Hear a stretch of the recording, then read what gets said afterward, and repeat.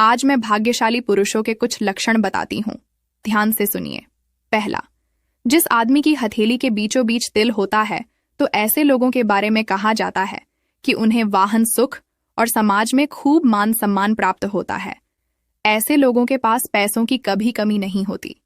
दूसरा लक्षण, जिन मर्दों की छाती चौड़ी और नाक लंबी हो वह कम उम्र में ही काफी तरक्की का लेते हैं और समाज में प्रतिष्ठित पद प्राप्त करते हैं। तीसरा, वो पुरुष जिनकी छाती पर काफी बाल होते हैं उन्हें जीवन में खूब सुख और धन प्राप्त होता है। ऐसे लोग स्वभाव से काफी संतुष्ट होते हैं। चौथा, जिन पुरुषों के हाथों में 6 उंगलियां होती हैं ऐसे पुरुष स्वभाव के बहुत मेहनती होते हैं, जिसकी वजह से उनकी आर्थिक स्थिति भी मजबूत होती है। सरकार को एक नियम ये भी लागू कर देना चाहिए कि हॉस्पिटल प्राइवेट हो या सरकारी, अगर मरीज मर जाए तो उसका पूरा बिल माफ हो जाना चाहिए। इससे फायदा ये होगा कि डॉक्टर मरीज को बचाने की पूरी कोशिश करेगा और इतनी कोशिशों के बाद भी अगर मरीज मर जाता है तो उससे अनावश्यक वेंटिलेटर या अन्य तरीके से लूटपाट नहीं की जाएगी। अगर सहमत हो तो एक कड़वा सच है कि जब औलाद रोटी देने लग जाती है तो माँ बाप को डरना पड़ता है कि कोई बात अगर बुरी लग गई तो रोटी मिलना बंद हो जाएगी।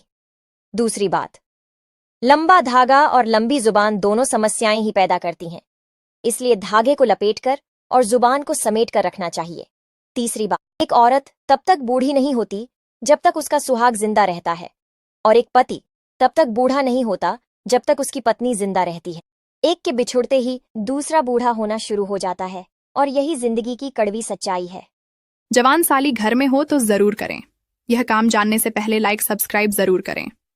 नंबर 1, अपनी साली के साथ अकेले ज्यादा न तो कहीं जाएं और ना ही उनके साथ ज्यादा अकेले रहें। नंबर 2, दरअसल इस स्थिति में आपकी पत्नी भले ही कंफर्टेबल हो लेकिन आसपास वॉल 4 कमेंट करने से बचेंगे नहीं। नंबर 3, साली से रिश्ते कितनी ही अच्छे क्यों ना हो या टहलीज करने के दौरान